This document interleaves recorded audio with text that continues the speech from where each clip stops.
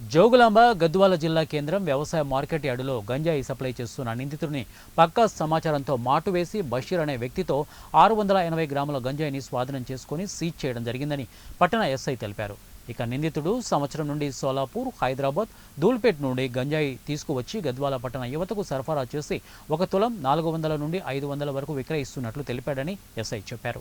నిందితుడు గద్వాల పట్టణం కుంటివీధికి చెందిన బషీర్ అని గద్వాల పట్టణ ఎస్ఐ కళ్యాణ్ కుమార్ వెల్లడించారు. వీరికి ఐడి పార్టీ సపోర్టుగా పట్టుకుని నిందితుడు బషీర్ను మెజిస్ట్రేట్ ముందు హాజరుపరిచి రిమాండ్కు పంపించినట్లు పట్టణ ఎస్ఐ తెలిపారు. ఈరోజు అందాజ 10 గంటల 10 నిమిషాలకి ఒక వ్యక్తి గద్వాల వ్యవసాయ మార్కెట్ యార్డు నందు బషీర్ అనే వ్యక్తి సన్ ఆఫ్ మౌలాలి, ఇతను చింతల్పేట్కి చెందిన వ్యక్తి, అక్రమంగా గంజాయి సరఫరా చేస్తున్న ఇన్ఫర్మేషన్తో పట్టుకోవడం జరిగింది. అతని దగ్గర 680 గ్రాముల గంజాయి సీజ్ చేయడం జరిగింది.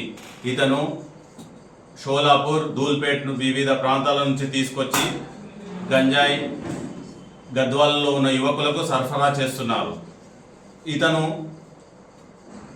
2 కేజీల గంజాయి సుమారుగా 5500కి కొని ఇక్కడికి గ్రాముకి 10 గ్రాములకి 400 నుంచి 500 రూపాయలు అమ్మి క్యాష్ చేసుకుంటున్నాడు.